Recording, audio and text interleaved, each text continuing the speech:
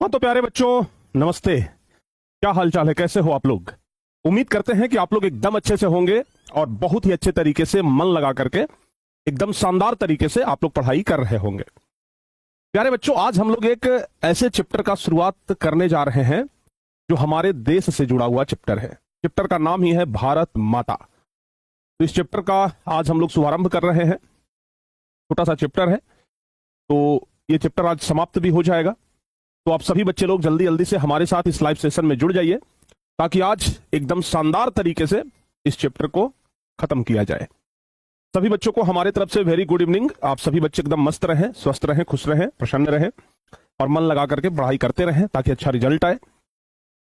सभी बच्चे इंतजार कर रहे थे कि सर ये चैप्टर जल्दी से पढ़ाइए, तो फाइनली प्यारे बच्चों आज हम 5वां नंबर चैप्टर लेकर के आ गए हैं और इस सप्ताह में हमें उम्मीद है कि आपका काव्यखंड पूरा खत्म भी हो जाएगा।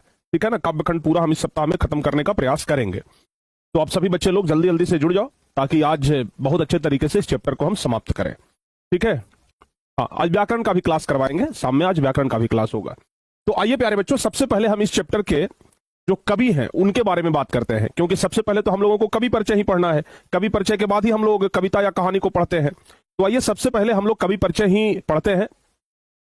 इस चैप्टर के कवि एक ऐसे कवि हैं जो कि देशभक्ति के ऊपर ही ज्यादातर कविताएं लिखते हैं। तो आइए सबसे पहले इस चैप्टर के कवि के बारे में ही हम लोग पढ़ाई करते हैं, इनके बारे में जानते हैं।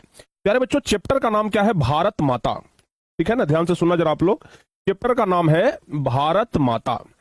भारत माता। अब हम इस चैप्टर का चूंकि शुरुआत कर रहे हैं तो भाई सबसे पहले एक भारत माता की जय होना चाहिए। सभी बच्चे लोग मिल करके एक बार भारत माता की जय जरूर बोलिए ताकि हम इस चैप्टर का शुभारंभ एक जयकारे के साथ कर सके।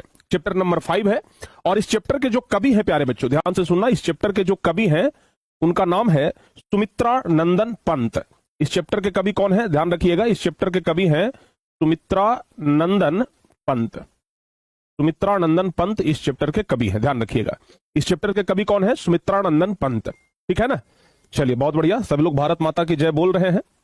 सुमित्रा नंदन पंत इस चैप्टर के कवि हैं जो कि एक छायावादी कवि है। ध्यान रखिएगा, कवियों को अलग अलग कैटेगरी में बांटा जाता है। तो ये जो कवि है सुमित्रा नंदन पंत, ये कैसे कवि है? छायावादी कवि है, ध्यान रखिएगा। ठीक है ना, याद रहेगा बाबू। इनका जन्म कब हुआ? इनका जन्म कब हुआ प्यारे बच्चों? इनका जन्म हुआ पूरे 1900 ईस्वी में। ठीक है ना, ध्यान रखिएगा, 1900 ईस्वी में इनका जन्म हुआ। ठीक है ना, कहां में जन्म हुआ है ये, सॉरी कब हुआ है? तो ध्यान रखिएगा 1900 ईस्वी में इनका जन्म हुआ। उत्तरांचल में, उत्तरांचल का एक जिला है अल्मोड़ा जिला। ठीक है ना, उत्तरांचल का एक जिला है अल्मोड़ा जिला। अल्मोड़ा जिला का एक जगह है कौशानी। ध्यान से सुनिएगा, अल्मोड़ा जिला, अल्मोड़ा, अल्मोड़ा जिला कौशानी, अल्मोड़ा जिला कौशानी, उत्तरांचल, उत्तरांचल। ठीक है ना, अल्मोड़ा जिला कौशानी उत्तरांचल में इनका जन्म हुआ। समझ में आया बाबू? इनका जब जन्म हुआ तो जन्म के 6 घंटे के बाद ही इनकी माता, जिनका नाम था सरस्वती देवी, तो जन्म के 6 घंटे के बाद ही इनका माता जी इस दुनिया को छोड़ करके चले गई। इनके माता जी का देहांत हो गया। ठीक है ना, इस बात को एकदम याद रखिएगा, कई बार परीक्षा में ये चीज पूछा है क्योंकि इंपॉर्टेंट लाइन है। ध्यान से सुनना बाबू, लिखेंगे क्या हम लोग? इनके जन्म के, इनके जन्म के, इनके जन्म के 6 घंटे बाद ही, इनके जन्म के 6 घंटे बाद ही इनकी माता, इनकी माता सरस्वती देवी का, इनकी माता सरस्वती देवी का, इनकी माता सरस्वती देवी का निधन हो गया। ठीक है ना, निधन हो गया। ध्यान से सुनिएगा, समझ में आया बाबू?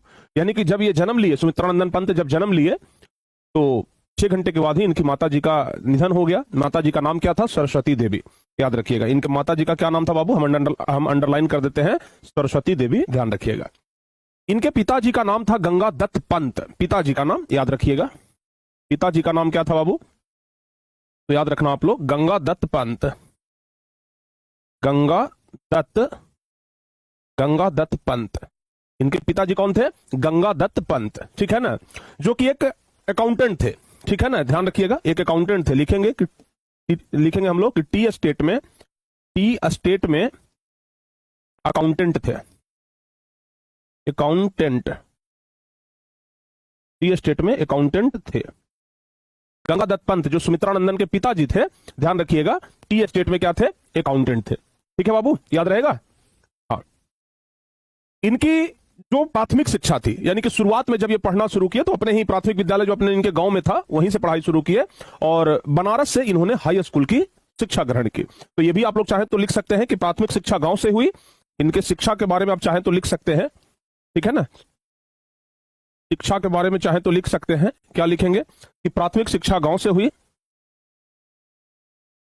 प्राथमिक शिक्षा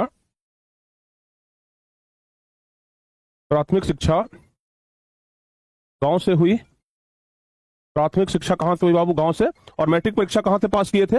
बनारस से।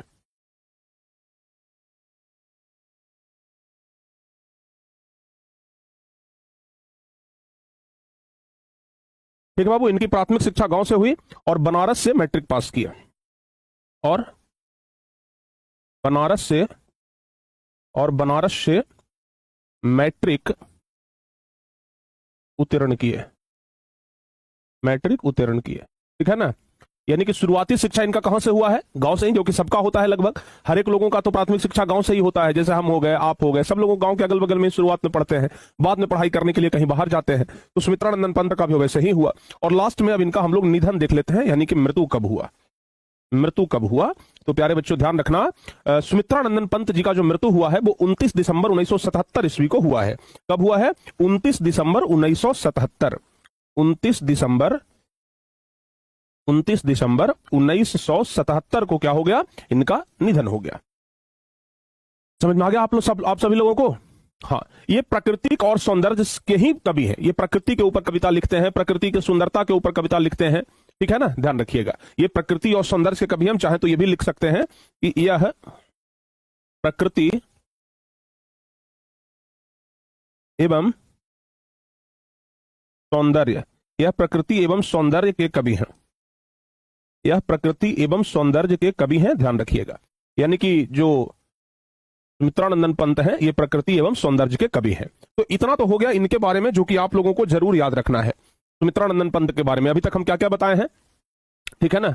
सर आप बचपन में कौन से बोर्ड से पढ़ाई करते थे? बाबू हम शुरू से ही ना, हम बिहार बोर्ड में ही पढ़ते थे, शुरू से ही एकदम फर्स्ट क्लास से लेकर के 10th क्लास 12th क्लास सब हम बिहार बोर्ड से किए हैं। हम तो भाई बिहार बोर्ड के स्टूडेंट रहे। जिला कौशानी उत्तरांचल में। इनके जन्म के 6 घंटे बाद ही इनकी माता सरस्वती देवी का निधन हो गया, और इनके पिता का नाम था गंगादत्त पंत, जो टी एस्टेट में अकाउंटेंट का काम करते थे। इनकी शिक्षा, इनकी प्राथमिक शिक्षा गांव से ही हुई और बनारस से ये मैट्रिक पास किए। इनका मृत्यु हुआ है 29 दिसंबर 1977 को। और मुख्य रूप से जो सुमित्रानंदन पंत जी हैं ये प्रकृति और सौंदर्य के ऊपर ही कविताएं लिखते हैं, प्रकृति और सौंदर्य के ऊपर ही इनकी कविताएं ज्यादातर होता है। अब आइए, अब हम लोग इनके बारे में और विशेष तरीके से जानते हैं।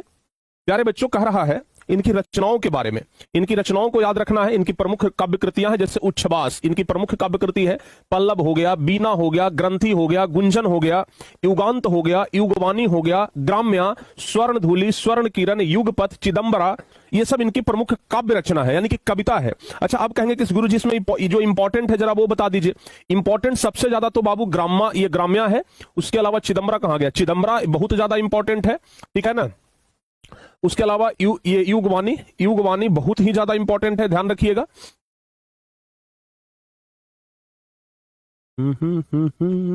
बीना इनकी प्रमुख रचना है। तो इतना कम से कम 4 तो बहुत ज्यादा इंपॉर्टेंट है। अच्छा, आप बताते हैं, देखना इधर ध्यान से, चिदंबरा क्यों इंपॉर्टेंट है? चिदंबरा इसलिए इंपॉर्टेंट है क्योंकि चिदंबरा पर सुमित्रानंदन पंत को भारतीय ज्ञानपीठ पुरस्कार भी मिल चुका है। जब ये चिदंबरा लिखे तो ये चिदंबरा नामक कविता इतना ज्यादा चर्चित हुआ, इतना ज्यादा पॉपुलर हुआ, इतना बढ़िया कविता था कि इनको भारतीय ज्ञानपीठ पुरस्कार से सम्मानित किया गया, ठीक है ना, ध्यान रखिएगा। इनके कुछ नाटक भी हैं, आलोचना भी है, कहानी भी है, उपन्यास भी, यानी कि सिर्फ कविता ही नहीं लिखते थे, कविता के अलावा ये नाटक भी लिखते थे, कहानी भी लिखते थे, उपन्यास भी लिखते थे, ठीक है ना। इन सब चीजों में भी ये महारत हासिल किए हुए थे। सबसे अच्छा एक बताओ, इनका जो सबसे अंतिम कविता है, सुमित्रानंदन पंत के जीवन का सबसे अंतिम कविता, जिसका नाम है लोकायतन, ध्यान रखिएगा, ये बहुत ज्यादा इंपॉर्टेंट है, पूछा जाता है। सुमित्रानंदन पंत के जीवन का सबसे अंतिम कविता, तो सुमित्रानंदन पंत के जीवन का सबसे अंतिम कविता कौन है? लोकायतन, याद रहेगा। हाँ बाबू याद रखिएगा, सुमित्रानंदन पंत के जीवन का सबसे अंतिम कविता कौन है? लोकायतन। याद रहेगा, चलो बहुत बढ़िया।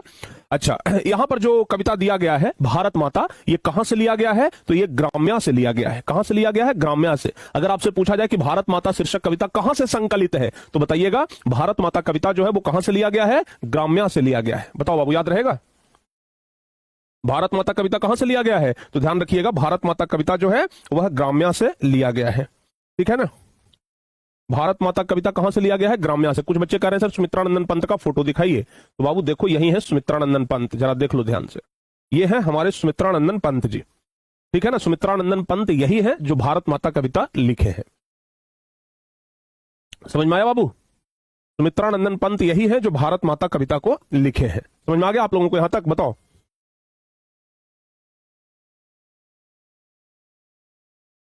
चलो बहुत बढ़िया जी, अब आगे बढ़ जाए।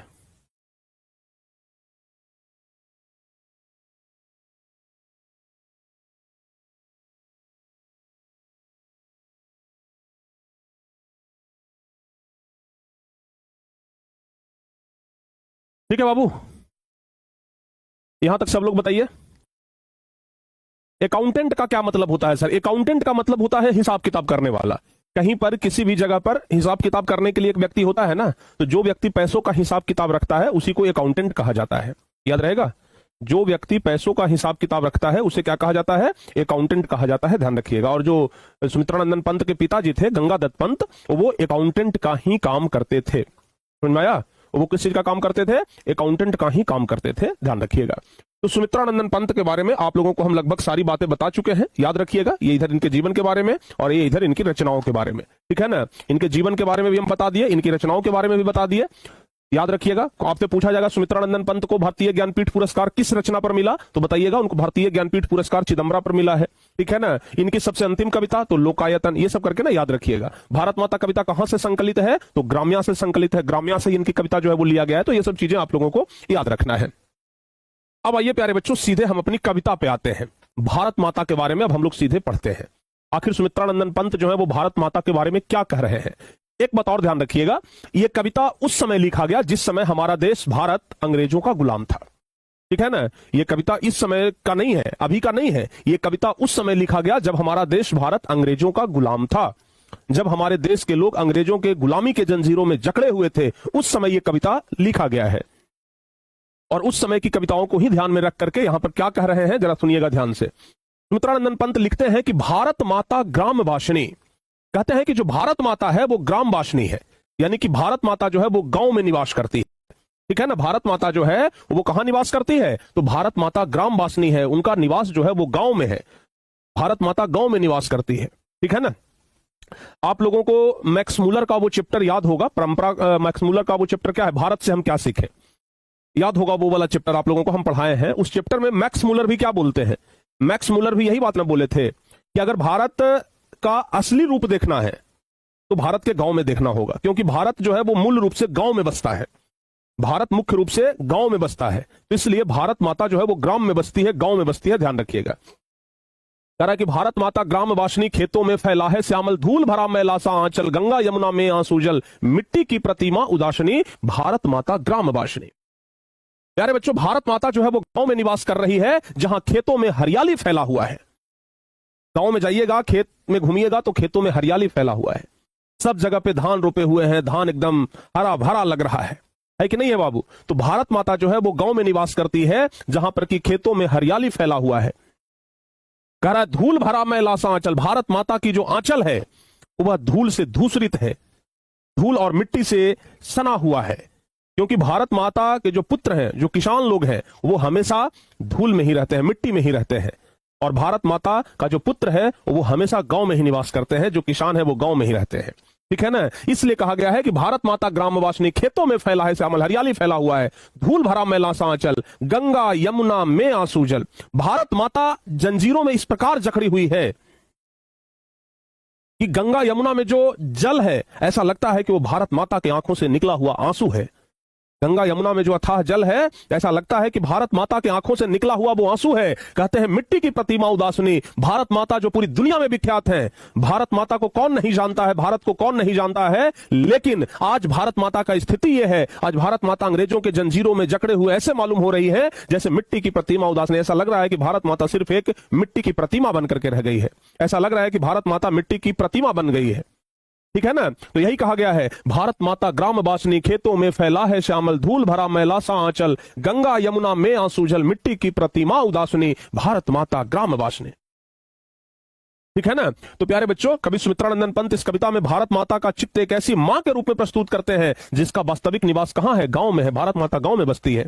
चारों ओर हरे भरे खेत फैले हुए हैं, लेकिन उनका आंचल जो है वह धूल और मिट्टी से भरा हुआ है। क्या लिखा गया? धूल भरा मैला सा आंचल, यानी कि उनका आंचल जो है वो धूल से भरा हुआ है। कहते हैं जो ग्रामीण जीवन की गरीबी, कठिन परिश्रम और अपेक्षा का प्रतीक है। अगर किसी का शरीर मिट्टी से लेटा हुआ है, किसी का कपड़ा मिट्टी से लेटा हुआ है, वो दिखाता है कि हमारे गांव के जीवन में जो गरीबी है, जो कठिन परिश्रम है, वो किस तरीके से झलकता है। गंगा यमुना में आंसू जल, गंगा और यमुना का जो जल है मानो भारत माता के आंसू बन गए हैं। गंगा यमुना में जो जल है वो भारत माता के आंसू बन गए हैं, और ये आंसू देशवासियों के दुख, कष्ट और दयनीय स्थिति को व्यक्त करता है। मिट्टी की प्रतिमा के समान भारत माता क्या हो गई हैं? एकदम बदहाल स्थिति में हो गई हैं। मिट्टी की प्रतिमा के जैसी दिखाई दे रही हैं। ठीक है ना। तो मिट्टी की प्रतिमा के समान उदास भारत माता अपने गांव की बदहाल दशा देख करके दुखी दिखाई देती है। यानी कि भारत माता जिनको कभी सोने का चिड़िया कहा जाता था, वही भारत जिसको कभी सोने का चिड़िया कहा जाता था, लेकिन अंग्रेजों के जंजीरों में जकड़ करके आज उदास दिखाई दे रहा है। ठीक है ना बाबू, ध्यान रखिएगा। तो कुल मिलाकर के ये 5 लाइन तो अर्थ आपको अच्छे से समझ में आ गया। भारत माता ग्राम बासनी, भारत माता गांव में निवास करती है, खेतों में फैला है श्यामल, भारत के गांव के खेतों में जो है वो हरियाली फैला हुआ है, धूल भरा मैला सा आंचल, भारत माता की जो आंचल है वो धूल से भर गया है। और ये धूल से भर गया है कहने का मतलब हुआ कि भारत के जो किसान है, भारत का जो ग्रामीण जीवन है, वो किस तरीके से गरीबी और कठिन परिश्रम कर रहा है, इस बात को दर्शाता है। गंगा यमुना में आंसू जल, आज भारत माता इतना दुखी है कि गंगा और यमुना में जो जल है वो उनके आंसू बन गए हैं, और वो ऐसा प्रतीत हो रहा है कि जैसे हमारी भारत माता मिट्टी की एक प्रतिमा बन गई हो, मिट्टी की एक मूर्ति जैसी बन गई हो। ठीक है ना, ध्यान रखिएगा। तो बाबू बताओ, 5 लाइन क्लियर हुआ? 5 लाइन क्लियर हुआ? बहुत बढ़िया। सर आपको ट्रैक्टर चलाने आता है? भाई हमको क्या नहीं चलाने आता है, हम सारे गाड़ी चला लेते हैं। ठीक है ना, सब कुछ आता है चलाने। जल्दी बताओ, यहां तक सारे बच्चों का क्लियर हो गया जी?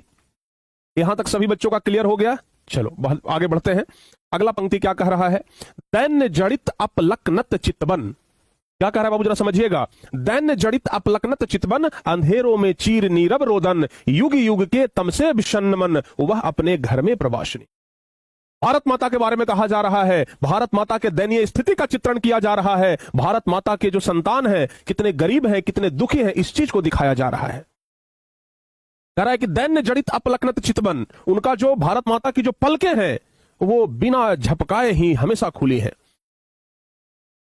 कहने का मतलब किसी व्यक्ति का पलक कब खुला का खुला रहता है? जब वो निराश होता है, सहाय होता है, नींद भी नहीं आता है। तो भारत माता की जो पलकें हैं वो बिना झपकाए हुए ही खुली है, झुकी हुई है। आज भारत माता दुखी है क्योंकि वो गुलामी की जंजीरों में जकड़ी है। कह रहे अंधेरों में चीर नीरव रोदन, ऐसा लग रहा है कि भारत आज अंधेरों की ओर जा रहा है। अंधेरों में वो चीख रही है, चिल्ला रही है। ठीक है ना, ऐसा लग रहा है युग युग के तमसे विषन्न, लग रहा है कि बरसों बरसों से मन जो है वो विचलित हो गया है।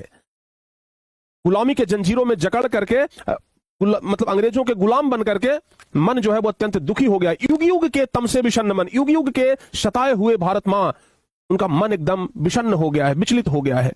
और ऐसा लग रहा है कि वह अपने घर में प्रवासिनी, वह अपने घर में ही नहीं है, लग रहा है कि वो कहीं दूसरी जगह से आई है। भारत माता का ये भारत देश अपना घर है, लेकिन अंग्रेजों के जंजीरों में जकड़ने के बाद ऐसा लग रहा है कि वह अपने घर में प्रवासिनी बन गई है। ऐसा लग रहा है कि वह अपने ही घर में पराई बन गई है। ठीक है ना। तो कभी भारत माता की दयनीय स्थिति का चित्रण करते हुए कहते हैं कि वे गरीबी और दुखी से घिरी हुई है, उनकी आंखें बिना पलक झपकाए झुकी रहती है, जो निराशा और असहायता को प्रकट करती है। उनके होठों पर बरसों से मौन पीड़ा और दबा हुआ विलाप है। लंबे समय से चले आ रहे अज्ञान, पराधीनता और कष्टों के कारण उनका मन जो है वो अत्यंत दुखी और निराश हो गया है। सबसे बड़ी विडंबना यह है कि वो अपने ही देश में पराई होकर रह रही है, यानी कि भारत माता अपने ही देश में आज पराई बन गई है। वह अपने घर में प्रवासनी यानी अपने ही घर में प्रवासनी बन गई है। ठीक है ना, ध्यान रखिएगा। आगे बढ़ते हैं बाबू। अगला पंक्ति क्या कह रहा है? अगला पंक्ति क्या कह रहा है जी? कह रहा है कि 30 कोटि संतान नग्न तन। जिस समय यह कविता लिखा गया उस समय भारत का ये आबादी कितना था? भारत का जनसंख्या था 30 करोड़। जिस समय सुमित्रानंदन पंत ये कविता लिख रहे थे उस समय भारत देश की जनसंख्या कितना था? 30 करोड़। तो यहां पर सुमित्रानंदन पंत लिखते हैं कि हमारे देश की जो 30 करोड़ जनता है वो नग्न तन अवस्थे में है, इतनी गरीब है कि उसके शरीर पे वस्त्र भी नहीं है। इसलिए कहते हैं कि 30 कोटि संतान नग्न तन। भारत माता की जो संतान है 30 करोड़, वह आज नग्न अवस्था में है। उनके गरीबी के कारण यह हाल है कि उनके शरीर पे वस्त्र भी नहीं है। अर्धक्षुदित शोषित निरस्त्र धन। अर्धक्षुदित मतलब होता है आधा पेट। भारत माता की संतानें आज किसी तरीके से आधा पेट खा करके दुखी हैं। भारत माता की संतानों का यह हाल है। भारत माता की संतानें आज भरपेट खा भी नहीं रहा है, कोई नहीं मिल रहा है भरपेट खाना। आज भारत माता की संतानें शोषित है, अंग्रेजों के द्वारा शोषण किया जा रहा है। निरस्त्र जन, ऐसा लग रहा है कि वो निरस्त्र है, उनके पास कोई दूसरा हथियार नहीं है। उसके अलावा भारत माता की संतान मूढ़ मतलब मूर्ख है, असभ्य है, अशिक्षित है, निर्धन है। आज भारत माता की संतान जो है वो मूर्ख बनकर के बैठा है, असभ्य बनकर के बैठा है, अशिक्षित बनकर के बैठा है, निर्धन यानी कि गरीब बना हुआ है। नत मस्तक तरुतल निवासिनी। अंग्रेजों के सामने आज भारत माता की संतानों का मस्तक जो है वो झुका हुआ है। और गरीबी का आलम यह है, गरीबी इस कदर है कि तरुतल निवासिनी। भारत माता के संतान वृक्ष के नीचे, पेड़ों के नीचे सोने के लिए मजबूर है। यानी कि भारत माता की संतानों को आज सोने के लिए वस्त्र भी, ये सोने के लिए जगह भी नहीं है, छत भी नहीं है, वो पेड़ों के नीचे किसी तरीके से अपना रात गुजार रहे हैं। अंग्रेजों के समय में भारत का यह हाल था। ठीक है ना। तो सुमित्रानंदन पंत कहते हैं कि 30 कोटि संतान नग्न तन, अर्धक्षुदित शोषित निरस्त्र जन, मूढ़ असभ्य अशिक्षित निर्धन, नत मस्तक तरुतल निवासिनी। कभी कहते हैं कि भारत माता के जो 30 करोड़ संतान हैं वह अत्यंत दयनीय जीवन जी रहे हैं। वे भूख, गरीबी और शोषण से पीड़ित हैं, अपनी रक्षा के साधनों से भी वंचित हैं, निरस्त्र हैं, उनके पास अपनी रक्षा के लिए कोई शस्त्र नहीं है। अशिक्षा और अज्ञानता के कारण उनका जीवन पिछड़ा हुआ है और वे आर्थिक रूप से बहुत कमजोर हैं। भारत माता जो है, भारत माता की जो संतान है वो आर्थिक रूप से बहुत कमजोर है। रहने के लिए उनके पास उचित घर भी नहीं है, इसलिए अनेक लोग पेड़ों के नीचे रहने के लिए मजबूर हैं। अनेक लोग वृक्षों के नीचे निवास कर रहे हैं। ठीक है ना, ध्यान रखिएगा। चलिए अगला पंक्ति देखते हैं बाबू। अगला पंक्ति क्या कह रहा है? अगला पंक्ति कह रहा है कि स्वर्ण शस्य पर पदतल लुंठित, धरती सा सहिष्णु मन कुंठित, क्रंदन कपित अधर्मौन स्मित, राहु ग्रसित सरदेन्दु हाशनी। मित्रानंदन पंत कहते हैं कि भारत की धरती जो कि सोने के समान मूल्यवान है, स्वर्ण शस्य पर पदतल लुंठित। भारत की जो धरती है वो सोने के समान मूल्यवान है। भारत की धरती सोना उगलती है, लेकिन पदतल लुंठित यानी कि विदेशी आक्रमणकारियों के द्वारा इसे पैरों तले रौंद दिया गया है। अंग्रेज लोग भारत को आज अपनी पैरों के नीचे दबा करके रखते हैं। इसलिए कहा गया है कि स्वर्ण शस्य पर पदतल लुंठित। सोने के समान जो हमारी भारत माता, यानी कि भारत देश को सोने का चिड़िया कहा जाता था।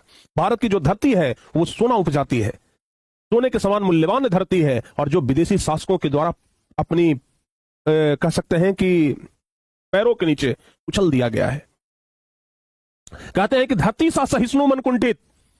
भारत माता का जो हृदय है, भारत माता का जो मन है वो पृथ्वी की तरह सहनशील है, लेकिन कहते हैं कि क्रंदन कपित अचर मौन स्मित, लेकिन अत्याचार के कारण, शोषण के कारण उनका मन जो है वो व्यथित है, मौन है, कुछ बोल नहीं पाते हैं। इतना न भारत माता को सताया गया है कि भारत माता एकदम मौन है, कुछ बोल ही नहीं पाते हैं। उनके होठों पर क्रंदन छिपा हुआ है, उनके होठों पर दुख छिपा हुआ है, पीड़ा छिपा हुआ है। कहते हैं कि राहु ग्रसित सरदेन्दु हाशनी। ऐसा लग रहा है कि आज भारत माता जो है राहु से ग्रसित हो गए हैं। राहु एक ग्रह होता है, ठीक है ना। तो ऐसा लग रहा है कि आज भारत माता जो है वह राहु से ग्रसित हो गए हैं। दुखों का पहाड़ टूट गया है भारत माता के ऊपर। तो ही कहा गया है कि स्वर्ण शस्य पर पदतल लुंठित, धरती सा सहिष्णु मन कुंठित, क्रंदन कपित अधर्मौन स्मित, राहु ग्रसित सरदेन्दु हाशनी। कभी कहते हैं कि भारत की धरती सोने के समान मूल्यवान और अन्न समृद्ध होने के बावजूद विदेशी शासकों के पैरों तले रौंदी गई है। भारत माता का मन पृथ्वी की तरह सहनशील है, परंतु निरंतर अत्याचार और शोषण के कारण वह भीतर से आहत और व्यथित हो गया है। भारत माता का जो मन है वो भीतर से निराश हो गया है, टूट गया है। उनके होठों पर पीड़ा और करुण कंदन छिपा हुआ है, फिर भी वे धैर्य पूर्वक हल्की मुस्कान बनाए रखती है। उनका सुंदर और उज्जवल चेहरा ऐसा प्रतीत होता है जैसे शरद पूर्णिमा का चांद राहु द्वारा ग्रसित हो गया हो। यानी कि भारत माता आज राहु के द्वारा ग्रसित प्रतीत हो रही है। ठीक है ना, ध्यान रखिएगा। आगे बढ़ते हैं बाबू। आगे क्या कह रहा है कि चिंतित भ्रिकुटी क्षितिज तिमिरांकित, निमित नयन नभ बाष्पाच्छादित, आनंद श्री छाया शशि उपमित, ज्ञान मूढ़ गीता प्रकाशनी। भारत माता जिसने पूरे संसार को गीता का ज्ञान दिया, आज वही भारत माता के सुपुत्र मूर्ख बन करके बैठे हैं। वही भारत माता को आज लोग मूर्ख समझ रहे हैं। जिसने पूरी दुनिया को गीता का ज्ञान दिया, वही भारत माता को आज लोग मूर्ख कह रहे हैं। उनका जो आज भ्रिकुटी है, उनका जो आंख है, भौं है, वह झुका हुआ है, आंसुओं से भरा हुआ है। ठीक है ना, ध्यान रखिएगा क्या कह रहा है। चिंतित भ्रिकुटी क्षिमित तिमिरांकित, भारत माता के माथे पर चिंता की रेखाएं जो है वो स्पष्ट दिखाई दे रही है। चिंता की रेखाएं भारत माता के चेहरे पर स्पष्ट दिखाई दे रही है। उनकी जो झुकी हुई आंखें हैं वो आंसुओं से भरा हुआ है। ठीक है ना, ऐसा लग रहा है कि नमित नयन नभ बाष्पाच्छादित, ऐसा लग रहा है कि पूरा आकाश बादलों से ढका हुआ है। यानी कि भारत माता की आंखों में आंसू इस प्रकार प्रतीत हो रहा है कि पूरा बादल जो है वो डबडबा गया हो, पूरा आकाश जो है वो बादलों से ढक गया हो। कहते हैं कि आनंद श्री छाया शशि उपमित, उनका सुंदर और तेजस्वी मुख चंद्रमा के समान है। ठीक है ना, शशि मतलब होता है चंद्रमा, ध्यान रखिएगा। यानी कि भारत माता की जो छाया है वो चंद्रमा के समान है, भारत माता के जो मुख है वो चंद्रमा के समान है, किंतु उस पर दुख और निराशा की छाया छाई हुई है। कहते हैं भारत माता संसार को गीता जैसा महान ज्ञान देने वाली है। ज्ञान मूढ़ गीता प्रकाशनी, जिसने गीता का ज्ञान पूरे दुनिया में फैलाया, आज वो ज्ञान मूढ़ बनकर के बैठी हुई है। यानी कि आज उन्हीं को लोग मूर्ख समझ रहा है। ठीक है ना, तो कह रहा है कि भारत माता संसार को गीता जैसा महान ज्ञान देने वाली है, फिर भी आज उनके अपने ही बच्चे अज्ञान और मूढ़ता में पड़े हुए हैं। यानी कि आज भारत माता के ही बच्चे अज्ञान है, मूर्ख है। जिसने पूरी दुनिया को गीता का उपदेश दिया, वो आज मूर्ख कहे जा रहे हैं। तो कुल मिलाकर के बहुत अच्छा पंक्ति है। कहा गया है कि भारत माता के माथे पर चिंता की गहरी रेखा दिखाई देती है। उनकी झुकी हुई आंखें आंसुओं से भरी है, मानो पूरा आकाश बादलों से ढक गया हो। उनका सुंदर और तेजस्वी मुख चंद्रमा के समान है, किंतु उस पर दुख और निराशा की छाया छाई हुई है। यद्यपि भारत माता संसार को गीता जैसा महान ज्ञान देने वाली है, फिर भी आज उनके अपने ही बच्चे अज्ञान और मूढ़ता में क्या है, जी रहे हैं, अज्ञान और मूर्खता में पढ़ रहे हैं। ठीक है ना। और सबसे लास्ट का 4 पंक्ति है कि सफल आज उसका तप संयम, पीला अहिंसा स्नत्त शुद्धोतम, धरती जन्मन भय भव तम श्रम, जग जननी जीवन विकासिनी, भारत माता ग्रामवासिनी। सबसे लास्ट की 4 पंक्ति जो कह रहा है, इसमें कवि कहते हैं, सुमित्रानंदन पंत लिखते हैं, सफल आज उसका तप संयम। यानी कि भारत माता का जो वर्षों का जो तपस्या है, जो त्याग है, वो आज सफल हो रहा है। भारत माता के वर्षों का जो त्याग है वो आज सफल हो रहा है। कहते हैं पीला हिंसा सत्य शुद्धोत्तम अपने संतानों को वो अहिंसा का संदेश दे रही है। भारत माता के संतान आज अहिंसा के पथ पर चल रहे हैं। कहते हैं कि धरती जन्मन भय भव तम श्रम, कहते हैं कि भारत माता लोगों के मन का भय, जीवन के दुख, अज्ञान और कष्ट को दूर करके उन्हें सत्य, शांति और प्रगति का मार्ग दिखाती है। कहते हैं कि जग जननी जीवन विकासनी, वो समस्त संसार की जननी है। भारत माता जो है वो समस्त संसार की, पूरी दुनिया की जननी है और अपने आदर्शों, ज्ञान तथा संस्कृति से मानव जीवन के विकास और कल्याण का मार्ग प्रशस्त करती है। यानी भारत माता के बारे में कहा गया है कि आज भारत माता का वर्षों बरस का जो तपस्या है, जो त्याग है, वो आज सफल हो गया है। वो अपनी संतानों को अमृत के समान अहिंसा का संदेश और संस्कार प्रदान कर रही है। भारत माता लोगों के मन का भय, जीवन के दुख, अज्ञान और कष्ट को दूर करके उन्हें सत्य, शांति और प्रगति का मार्ग दिखाती है। वो समस्त संसार की जननी है और अपने आदर्शों, ज्ञान तथा संस्कृति से मानव जीवन के विकास और कल्याण का मार्ग प्रशस्त कर रही है। यानी कि भारत माता जो है, उनका जो संघर्ष है, भारत माता के संतानों का जो संघर्ष है, वो धीरे धीरे अब सफल होते जा रहा है। यानी कि धीरे धीरे हमारा देश आजादी की ओर बढ़ते जा रहा है। ठीक है ना। तो सुमित्रानंद, जननी का मतलब क्या होता है सर? जननी का मतलब होता है माता। जननी का मतलब होता है जन्म देने वाला। जैसे हमारी मां हमको जन्म दी है तो वो हमारी जननी हुई। ठीक है ना। आप लोग एक कविता पढ़े होंगे कि जननी जन्मभूमि च स्वर्ग ये स्वर्गादपि गरीयसी। ठीक है ना। जननी और जन्मभूमि, माता और जहां पर हम जन्म लिए वो स्वर्ग से भी बढ़ के है। ठीक है ना, ध्यान से सुनिएगा। जननी जन्मभूमि स्वर्गादपि गरीयसी, जननी और जन्मभूमि यानी कि जन्म देने वाली और जहां पर हम जन्म लिए वो दोनों स्वर्ग से भी सुंदर है। ठीक है ना, ध्यान रखिएगा। अब बताओ बाबू, पूरा कविता जो है वो हम आपको पढ़ा दिए। क्या इस कविता में कहीं पर आपको कोई दिक्कत हुआ? बताओ बाबू, कहीं पर कोई दिक्कत हुआ? विकासनी मतलब विकास कर रहा है। जैसे हुआ कि जग जननी जीवन विकासनी, यानी कि जो पूरे संसार की जननी है। जग, जग मतलब होता है संसार, जग मतलब होता है संसार, जननी मतलब जन्म देने वाला, जीवन मतलब होता है जीवन, ये तो आप लोग आमतौर पर सुनते हैं। विकासनी मतलब आगे की ओर विकास कर रहा है। यानी कहने का मतलब हुआ, सबसे लास्ट पंक्ति में हम क्या बताए हैं कि वो समस्त संसार की जननी है और अपने आदर्शों, ज्ञान और संस्कृति से मानव जीवन के विकास और कल्याण का मार्ग आगे बढ़ा रही है। यानी कि वो समस्त संसार की जननी है और क्या कर रही है, सबके जीवन को वो विकास की ओर ले जा रही है, आगे बढ़ा रही है। ठीक है ना? चलो, समझ में आ गया बाबू पूरा कविता? चलिए अब आगे बढ़ते हैं। इस कविता को आप लोग हो सके तो याद जरूर कर लीजिएगा, क्योंकि देशभक्ति कविता है, बहुत बढ़िया कविता है, तो जरूर याद कर लीजिएगा। अब आइए 7-8 क्वेश्चन आंसर है जिसको कि हम लोग देख लेते हैं। सबसे पहले कह रहा है कि कविता के सबसे प्रथम अनुच्छेद में कवि भारत माता का कैसा चित्र प्रस्तुत करता है। सबसे पहला में तो यही कहा गया है कि भारत माता ग्राम वासनी, खेतों में फैला है श्यामल धूल भरा मैला सा आंचल, मिट्टी की प्रतिमा उदासनी। सबसे पहला 4 पंक्ति तो यही ना था, उसी 4 पंक्ति के बारे में पूछ रहा है कि कविता के प्रथम अनुच्छेद में कवि भारत माता का कैसा चित्र प्रस्तुत करता है। तो कविता का जो सबसे पहला अनुच्छेद है वो 4 लाइन है। भारत माता ग्राम वासनी, खेतों में फैला है श्यामल धूल भरा मैला सा आंचल, मिट्टी की प्रतिमा उदासनी। ये 4 पंक्ति है। पूछ रहा है बताइए उसके बारे में कैसा भारत माता का चित्र प्रस्तुत हो रहा है। तो लिखेंगे कि कवि के ये लिखेंगे कि कवि ने प्रथम अनुच्छेद में भारत माता का चित्र गांव में रहने वाली एक सरल, सहनशील और दुखी मां के रूप में प्रस्तुत किया है। यानी कि प्रथम अनुच्छेद में यह कहा गया है कि भारत माता जो है वो ग्राम वासनी है। कहते हैं चारों ओर हरे भरे खेत फैले हैं, लेकिन उनका आंचल धूल और मिट्टी से भरा हुआ है। गंगा यमुना का जल उनके आंसुओं के समान प्रतीत होता है। इससे ग्रामीण भारत की गरीबी, कठिन जीवन और उपेक्षित अवस्था का अत्यंत मार्मिक चित्रण मिलता है। यानी कि जो पहला दोहा है, जो पहला 4 पंक्ति है, उसमें भारत माता के गांव में रहने की बात कही गई है। चारों ओर खेतों में हरियाली फैला हुआ है, ऐसा कहा गया है। उनका आंचल धूल और मिट्टी से भरा हुआ है, ऐसा कहा गया है। और गंगा यमुना का जल उनके आंसुओं के समान प्रतीत हो रहा है, ऐसा कहा गया है। यही ना कहा गया है, भारत माता ग्राम वासनी, खेतों में फैला है श्यामल धूल भरा मैला सा आंचल, मिट्टी की प्रतिमा उदासनी। तो हम लिख दिए पहला का क्वेश्चन का आंसर। देखिए कितना आसान है। दूसरा क्वेश्चन है कि भारत माता अपने ही घर में प्रवासिनी क्यों बनी हुई है। भारत माता अपने ही घर में प्रवासिनी क्यों बनी हुई है। तो लिखेंगे कि भारत माता अपने ही घर में प्रवासिनी इसलिए बनी हुई है क्योंकि देश लंबे समय तक पराधीनता, गरीबी, अशिक्षा और शोषण का शिकार रहा है। भारत माता आज इसलिए प्रवासिनी बनी हुई है क्योंकि हमारा देश जो है वो पराधीन है। हमारा देश जो है वो अंग्रेजों के जंजीरों में जकड़ा हुआ था, गरीबी था, अशिक्षा था, शोषण था। ठीक है ना? विदेशी शासन और सामाजिक पिछड़ापन के कारण अपने ही देश में उनका सम्मान और सुख छीन गया। वे असहाय, दुखी और अपेक्षित होकर के मानो अपने ही घर में पराई सी जीवन बिताने को विवश हो गई है। भारत माता अपने ही घर में ऐसा लग रहा है कि वो पराई हो गई है। ठीक है ना? क्योंकि आज हमारा भारत देश आजाद है, लेकिन उस समय हमारा भारत देश अंग्रेजों का गुलाम था। यहां गरीबी था, लोग भारतीयों का शोषण कर रहे थे। ध्यान रखिएगा। ठीक है ना? तो बाबू भारत माता अपने ही घर में प्रवासिनी इसलिए बनी हुई है क्योंकि हमारा देश भारत लंबे समय तक पराधीन रहा है, गुलाम रहा है, गरीबी का दंश झेला है, अशिक्षा और शोषण यहां पर रहा है। ठीक है ना? भारत माता का सब कुछ छीन गया, वे असहाय हो गई, दुखी हो गई और ऐसा लगने लगा कि भारत माता अपने ही घर में प्रवासिनी बनी हुई है। ठीक है ना? ध्यान रखिएगा।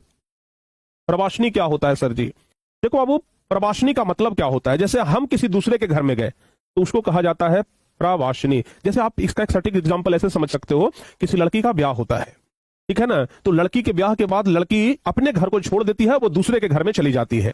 ठीक है ना? तो उसको कहते हैं प्रवासिनी। कहने का मतलब कि अगर कोई व्यक्ति बाहर से आए तो कहते हैं कि प्रवासिनी है। हम अगर भारत छोड़ करके विदेश चले जाए तो हम भारत को छोड़ दिए, यानी कि भारत से क्या कर गए? प्रवास कर गए, हम दूसरे जगह जाकर के निवास कर गए, उसी को प्रवास कहते हैं।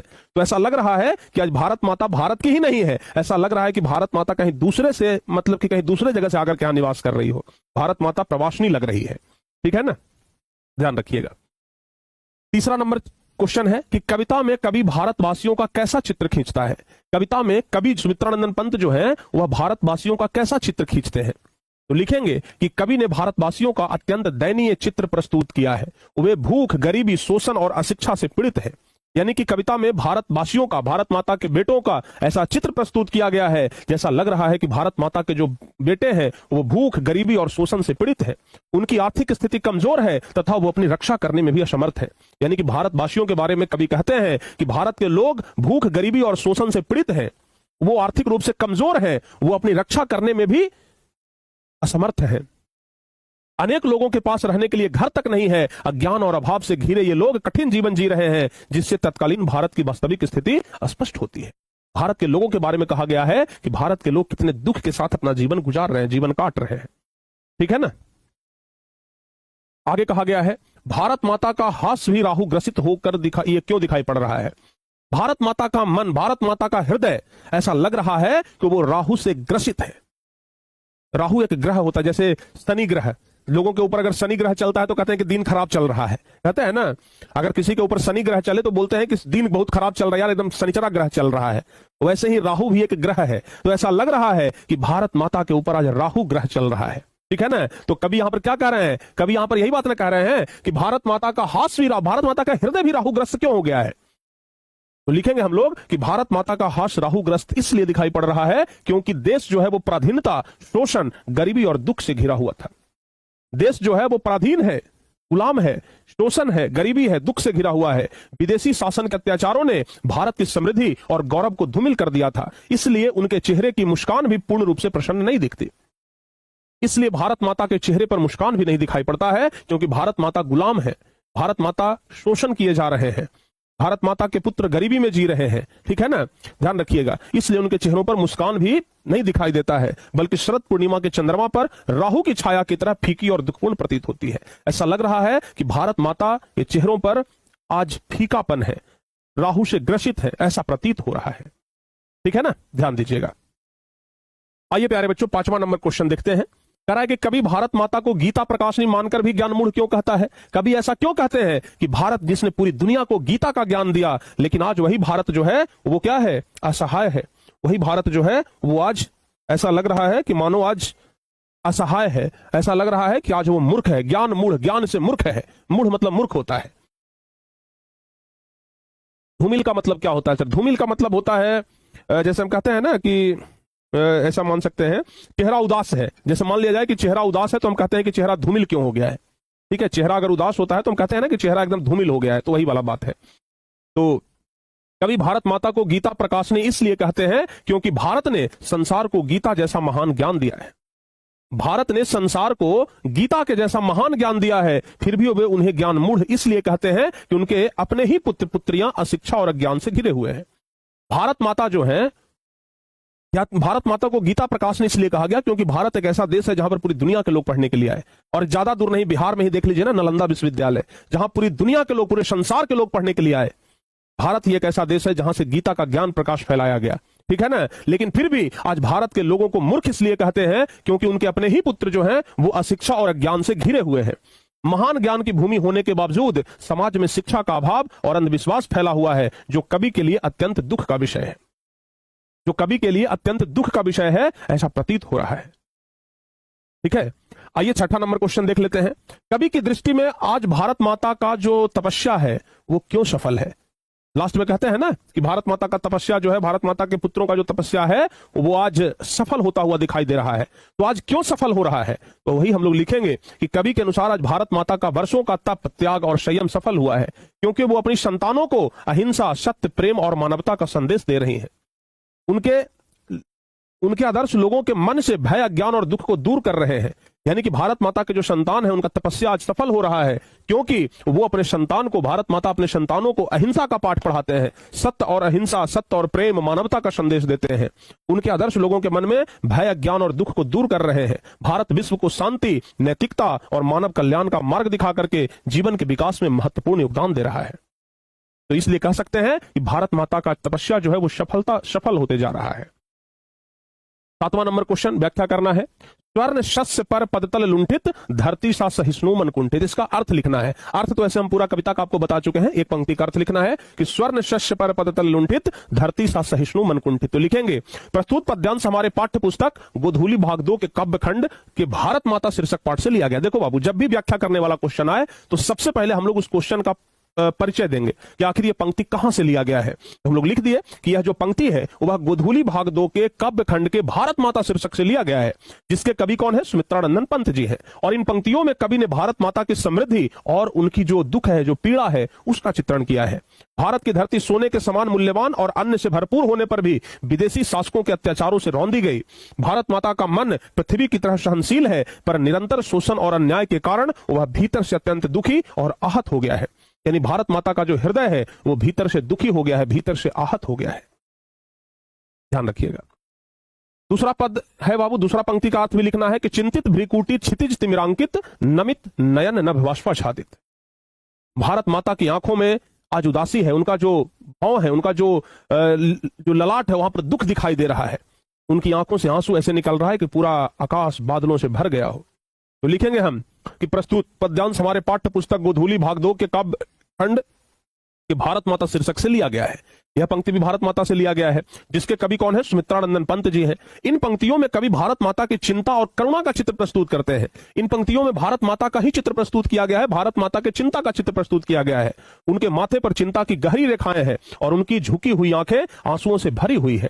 ऐसा लगता है मानो पूरा आकाश बादलों से ढक गया हो। इन पंक्तियों के माध्यम से कवि ने देश की दयनीय स्थिति, जनता के दुख और भारत माता की गहरी व्यथा, व्यथा मतलब दुख, को अत्यंत मार्मिक ढंग से व्यक्त किया गया है। यानी कि भारत माता का जो आज दयनीय स्थिति है, जनता का जो दुख है, भारत माता की जो गहरी जो पीड़ा है, उसे इस पंक्ति के माध्यम से व्यक्त किया गया है।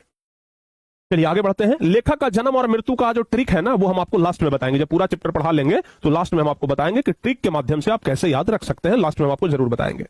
चलो बाबू, ये टोटल क्वेश्चन आपका खत्म हो गया। टोटल क्वेश्चन जितना था हम सब बता दिए। अब ऑब्जेक्टिव क्वेश्चन की बारी है, तो आइए अब जल्दी जल्दी से सारे ऑब्जेक्टिव क्वेश्चन को भी हम लोग देख लेते हैं, ठीक है ना। चलो बाबू, अब सभी बच्चे लोग ऑब्जेक्टिव क्वेश्चन के लिए तैयार हो जाइए। पहला नंबर क्वेश्चन आपके स्क्रीन के ऊपर दिखाई दे रहा है। ज्यादा क्वेश्चन भी नहीं है, टोटल 35-36 क्वेश्चन है। बताइए सुमित्रानंदन पंत किस युग के कवि है? आपको हम शुरुआत में ही बताए हैं कि सुमित्रानंदन पंत जो है वो छायावादी कवि है। आगे बताइए सुमित्रानंदन पंत को किस रचना पर ज्ञानपीठ पुरस्कार मिला है? तो उनको प्यारे बच्चों ध्यान रखिएगा, चिदम्बरा पर उनको भारतीय ज्ञानपीठ पुरस्कार प्राप्त हो चुका है। आगे भारत माता शीर्षक जो है वो पंत के किस काव्य संकलन से लिया गया है? यह जो चैप्टर है वो कहां से संकलित किया गया है? तो ग्राम्या से लिया गया है, ध्यान रखिएगा। आगे बताइए प्रकृति का सुकुमार कवि किसे कहा जाता है? तो ध्यान रखिएगा सुमित्रानंदन पंत जी को ही प्रकृति का कवि कहा जाता है, क्योंकि शुरू में ही हम आपको बताया कि ये प्रकृति और सुंदरता के ऊपर कविता ज्यादा लिखते हैं। आगे बताइए भारत माता के संबंध में क्या सही है? तो भारत माता कैसी है? ग्राम वासनी है, सी ऑप्शन होगा। आगे बताओ सरबिंदु हासनी कौन है? सरबिंदु हासनी कौन है? तो सरबिंदु हासनी कौन है? भारत माता है। आगे बताइए गीता प्रकाशनी किसके लिए प्रयुक्त है? गीता प्रकाशनी किसके लिए प्रयुक्त है? तो गीता प्रकाशनी भारत माता के लिए प्रयुक्त है। आगे शरतेंदु का शाब्दिक अर्थ क्या होगा? सरतेंदु का शाब्दिक अर्थ होता है शरद ऋतु का चंद्रमा, डी ऑप्शन सही होगा। आगे क्रंदन का अर्थ क्या होता है? तो क्रंदन का मतलब होता है रोना, ए ऑप्शन होगा। आगे बताइए, बताओ बाबू तप संयम कौन सा समास है? आपको बताएंगे हम समास में कि जब दो विपरीत शब्द रहे और बीच में योजक चिन्ह रहे तो वो द्वंद्व समास कहलाता है। आगे सुमित्रानंदन पंत का जन्म तो 1900 ईस्वी में हुआ था। आगे बताइए पंत का मृत्यु कब हुआ है? तो पंत का मृत्यु हुआ है 1977 ईस्वी में, तो लिखेंगे 29 दिसंबर 1977 को मृत्यु हुआ। आगे बताइए सुमित्रानंदन पंत का जन्म कहां हुआ था? तो सुमित्रानंदन पंत का जन्म कौसानी अल्मोड़ा जिला में हुआ था। आगे बताओ बाबू पंत ने महाकाव्य लिखा, कौन सा महाकाव्य पंत ने लिखा है? तो पंत के महाकाव्य है लोकायतन, लोकायतन महाकाव्य है, ध्यान रखिएगा। आगे सुमित्रानंदन पंत के पिताजी का नाम, तो पिताजी का नाम था गंगादत्त पंत, ध्यान रखिएगा। पंत के माताजी का नाम था सरस्वती देवी, जो कि 6 घंटे के बाद ही उनका मृत्यु हो गया था, जन्म से 6 घंटे के बाद ही वो दुनिया छोड़ गई। गंगा यमुना को कवि ने किसके मानक के रूप में प्रस्तुत किया है? तो गंगा यमुना के भारत माता के 2 आंखों के रूप में प्रस्तुत किया गया है कि गंगा और यमुना भारत माता की 2 आंखें हैं और उसमें जो जल है वो भारत माता के आंसू है। अगला बताओ बाबू तरुतल निवासिनी के माध्यम से कवि ने भारत के निवासियों का कैसा चित्रण किया है? प्यारे बच्चों इसका अर्थ क्या हुआ? तरुतल निवासिनी, इसका मतलब कि भारत माता के जो पुत्र हैं वो आज वृक्षों के नीचे, पेड़ों के नीचे सोने के लिए मजबूर है, निवास कर रहे हैं। इसका मतलब हुआ गरीबी का चित्रण किया गया है। आगे भारत मां के श्रेष्ठ मुख की तुलना कवि ने किससे की है? तो भारत मां के श्रेष्ठ मुख की तुलना जो है वो छाया युक्त चंद्र से किया गया है। चलिए भाई 20वां नंबर क्वेश्चन, भारत माता कविता में भारत का कैसा चित्र प्रस्तुत किया गया है? तो भारत माता कविता में भारत का यथातथ्य चित्र प्रस्तुत किया गया है। आगे बताइए कवि के अनुसार भारत माता की आंखें हैं, कवि के अनुसार भारत माता की आंखें गंगा यमुना के जैसी हैं, ध्यान रखिएगा। आगे बताओ 30 कोटि संतान, यहां क्या भरा जाएगा? नग्नतन, तो जवाब हो जाएगा नग्नतन, डी ऑप्शन। आगे बताओ बाबू भारत माता सारे जग की क्या है? तो मां है, भारत माता पूरे संसार की मां है, ध्यान रखिएगा। आगे बताइए गीता क्या है? तो गीता भी एक महाकाव्य है कि उपनिषद है कि अरण्यक है कि वेद है? तो गीता क्या है बाबू? एक उपनिषद है, ध्यान रखिएगा। आगे बताइए गीता उपदेश देता है, किस चीज का गीता उपदेश देता है? तो कर्म का उपदेश देता है। गीता में ही लिखा हुआ है कि कर्मण्यवाधिकारस्ते मा फलेषु कदाचन, हे पार्थ कर्म की चिंता करो, फल की चिंता ना करो। तो गीता में कर्म के बारे में कहा गया है, कर्मण्यवाधिकारस्ते मा फलेषु कदाचन। तो गीता किसका उपदेश देता है? कर्म का उपदेश देता है। आगे बताइए, भारत माता की आंखें झुकी हुई क्यों है? तो भारत माता की आंखें जो है वो चिंता के कारण झुकी हुई है। आगे बताओ बाबू, गंगा यमुना कौन सा समास है? गंगा यमुना कौन सा समास है? तो गंगा यमुना द्वंद्व समास है। आगे, दैन्य जड़ित अपलक नत चित्त बने, नत भरा जाएगा बाबू, ध्यान रखिएगा, सी ऑप्शन। आगे बताइए, किस रचना पर सुमित्रानंदन पंत को ज्ञानपीठ पुरस्कार मिला था? तो ज्ञानपीठ पुरस्कार मिला है चिदंबरा पर, ध्यान रखना बाबू। अगला क्वेश्चन, भारत माता कहां निवास करती है? तो भारत माता गांव में निवास करती है। आगे बताइए, सुमित्रानंदन पंत का जन्म कब हुआ था? तो सुमित्रानंदन पंत का जन्म कब हुआ था? याद रखिएगा 1900 ईस्वी, पूरे 1900 ईस्वी। आगे, सुमित्रानंदन पंत के अनुसार भारत माता किसकी मूर्ति है? तो भारत माता उदास माटी की मूर्ति है, मिट्टी की प्रतिमा उदास नहीं, पढ़े होंगे। आगे, सफल आज उसका तप संयम, पीला हिंसा सनत्य शुद्धोतम, प्रस्तुत पंक्ति किस कविता की है? तो ये भारत माता कविता की पंक्ति है। आगे बताइए, युगवाणी किसकी काव्य कृति है? युगवाणी ये भी बाबू सुमित्रानंदन पंत की ही कृति है, युगवाणी, ध्यान रखिएगा। आगे बताओ, सुमित्रानंदन पंत को मानव सौंदर्य ने किस ओर आकृष्ट किया है? तो सुमित्रानंदन पंत को मानव सौंदर्य ने समाजवाद की ओर आकृष्ट किया है, डी ऑप्शन होगा। और सबसे लास्ट क्वेश्चन है कि कवि सुमित्रानंदन पंत के अनुसार भारत माता की कितनी संतानें दरिद्रता और अभाव से ग्रसित है? भारत माता की कितनी संतान? तो भारत माता की कुल कितनी संतान है? कविता में पढ़े होंगे आप लोग कि 30 कोटि संतान नग्नतन, यानी कि भारत माता की कुल कितनी संतान है? तो ध्यान रखिएगा 30 करोड़। तो कुल मिलाकर के प्यारे बच्चों ये 36 क्वेश्चन था जो कि समाप्त हो गया। अब आपका ये चैप्टर द एंड हो गया, खत्म हो गया। काव्य खंड का 5वां नंबर चैप्टर भी हमारा क्या हो गया? समाप्त हो गया। काव्य खंड का 5वां नंबर चैप्टर भी खत्म। बताओ बाबू, ये पूरा चैप्टर आप लोगों को कैसा लगा? अब अगला नंबर जो चैप्टर है वह कौन सा चैप्टर है? 6ठा नंबर, रामधारी सिंह दिनकर के द्वारा लिखा गया चैप्टर है जनतंत्र का जन्म, ठीक है ना। तो अब हम लोग 6ठा नंबर चैप्टर पढ़ेंगे, जनतंत्र का जन्म, ठीक है। 7 चैप्टर हम लोग पढ़ लिए हैं गद्यखंड में, तो 7 चैप्टर हम लोग काव्यखंड में खत्म करेंगे। उसके बाद विचार किया जाएगा कि गद्यखंड या काव्यखंड, पहले हम काव्यखंड पूरा खत्म कर लेंगे, ठीक है ना। चलिए, तो आज हमारा ये चैप्टर समाप्त हो गया है बाबू। अब मिलते हैं हम आप लोगों से नेक्स्ट क्लास में अगले चैप्टर के साथ। तो अगला चैप्टर इतना ही जबरदस्त अंदाज में आपको हम पढ़ाएंगे। तो मिलते हैं नेक्स्ट चैप्टर के साथ नेक्स्ट क्लास में। तब तक के लिए जय हिंद, धन्यवाद। मिलते हैं प्यारे बच्चों 7 बजे।